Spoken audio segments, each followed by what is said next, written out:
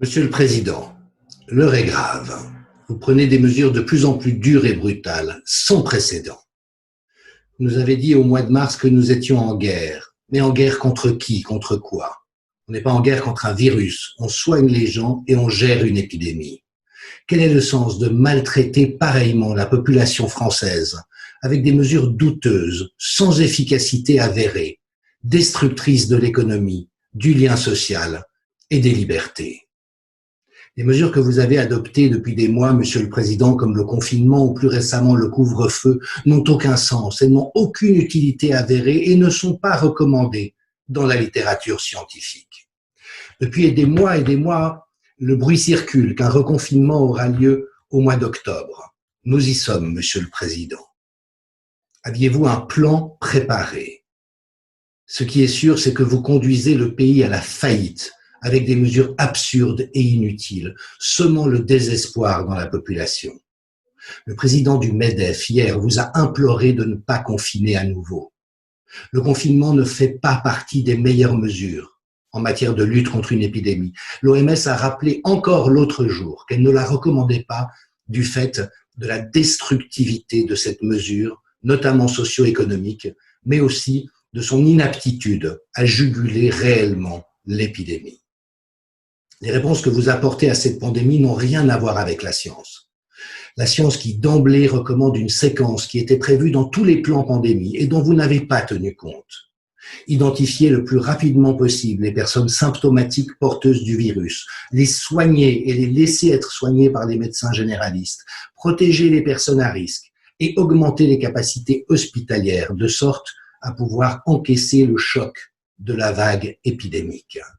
Pourquoi les mesures prévues n'ont-elles jamais été appliquées? Philippe Douste-Blazy, qui connaît bien son sujet vu qu'il était ministre de la Santé et à ce titre a édifié un plan pandémie qui aurait dû faire référence, a écrit un livre à ce sujet. Pourquoi les mesures n'ont-elles pas été appliquées? Jérôme Salomon vous a informé pendant la campagne présidentielle, Monsieur le Président, du fait que la France n'était pas prête à faire face à un épisode épidémique. Des alertes ont été répétées en 2017, 2018, 2019, jamais suivies d'effet. C'est pourtant le bon sens dans n'importe quelle entreprise ou institution que si des alertes signalent des manquements, on y remédie. Eh bien, manifestement pas chez vous, Monsieur le Président. Il y a eu un retard d'allumage absolument incompréhensible de la France. Les Allemands ont eu les mêmes informations que vous au même moment, et alors qu'eux se dotaient de la capacité de mettre très rapidement à disposition des tests PCR, eh bien en France, rien ne se faisait, mais en plus, votre gouvernement mettait en échec des initiatives venant de la société civile qui auraient permis de disposer de ces tests au moment où c'était le plus urgent.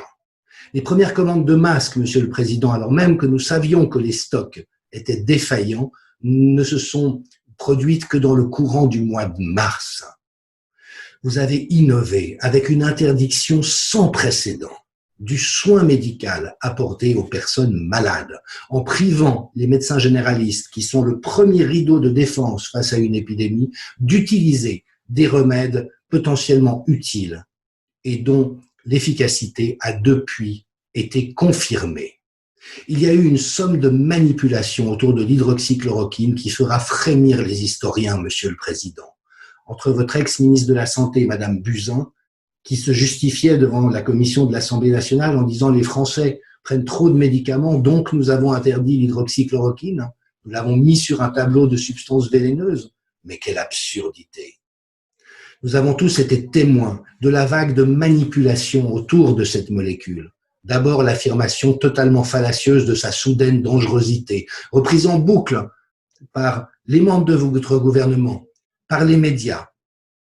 Ensuite, une volée d'études falsifiées, bidons, crapuleuses, comme celle parue dans le Lancet, qui a donné l'opportunité immédiatement à l'OMS d'interrompre tous les traitements randomisés en double aveugle sur cette molécule et à votre ministre de la Santé de tout de suite promulguer une interdiction. Actuellement, M. Olivier Véran continue un travail de harcèlement, d'une agressivité invraisemblable envers l'IHU de Marseille qui ne fait que, je me permets de le rappeler, appliquer les procédures normalement prévues face à une épidémie et qui, cela vous aura probablement échappé, Monsieur le Président, ont les meilleurs résultats de toute la France. Il y a actuellement plus de 100 études qui sont sorties et qui montrent l'efficacité de cette molécule et de ce traitement. 100% de ces études portant sur la prescription précoce montrent un effet positif.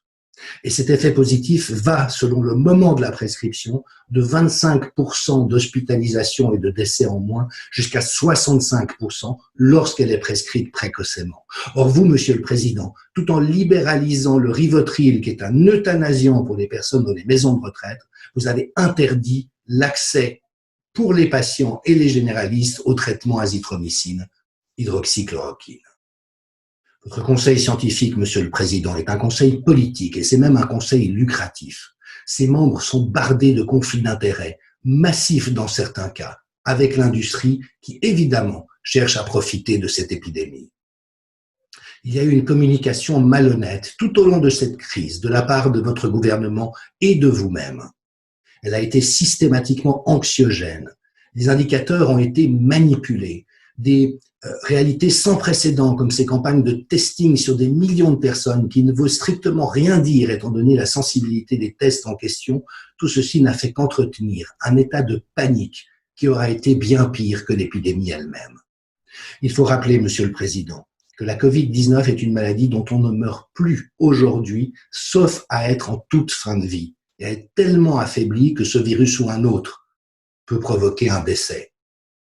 Actuellement, il y a un regain de l'épidémie à la faveur de la saison pré-hivernale, comme ça se passe avec tous les virus respiratoires, un nouvel engorgement des hôpitaux, mais qui se produit aujourd'hui très vite, tant le nombre de lits supprimés a été important au cours des dernières années. 68 000 lits supprimés en 15 ans, Monsieur le Président. Des services hospitaliers qui, année après année, tirent la sonnette d'alarme et vous conjurent d'intervenir pour faciliter leur situation. Il y avait 5 000 lits de réanimation et de soins intensifs au mois de mars. Cet été, M. Olivier Véran a annoncé qu'il y en aurait 12 000 de près dans l'éventualité de cette deuxième vague qu'on ne cessait d'annoncer. Et aujourd'hui qu'il y a ce petit regain, eh bien, on voit que les systèmes sont complètement débordés et que les lits n'ont pas été mis à disposition, que les moyens n'ont pas été dégagés.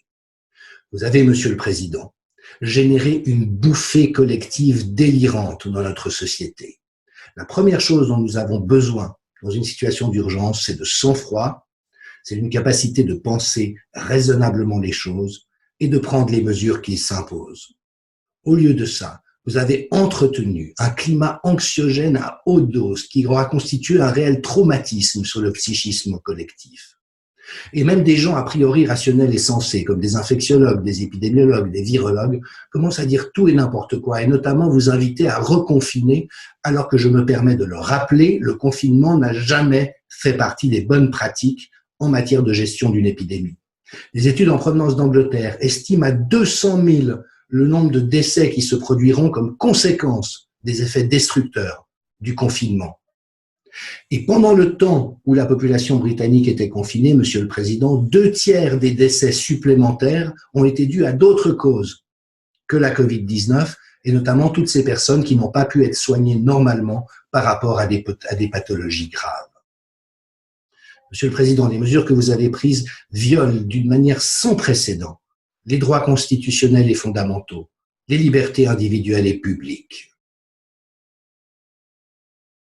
La défenseur des droits s'en alerte, la Ligue des droits de l'homme s'en alerte, tous les démocrates s'en alertent. Dans quelle dérive autocratique êtes-vous engagé aujourd'hui pour imposer à répétition des mesures complètement hors normes pour une épidémie qui, je le rappelle, n'a pas créé de surmortalité en 2020 et dont le taux de létalité tel qu'établi par l'OMS est celui d'une épidémie de grippe moyenne à forte.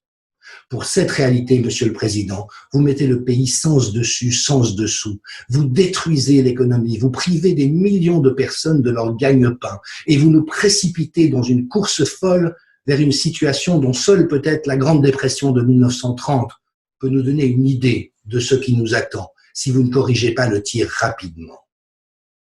La corruption, Monsieur le Président, est systémique aujourd'hui dans les systèmes de santé.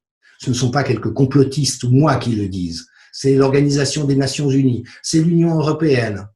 ce sont les centres d'éthique des universités, ce sont les revues médicales elles-mêmes, ce sont des parlements comme la Chambre des communes britannique ou le Sénat français. Nous avons un énorme problème, qui est que nos politiques de santé sont instrumentalisées aux fins de bénéfice de l'industrie pharmaceutique et vaccinale au détriment de la santé de la population.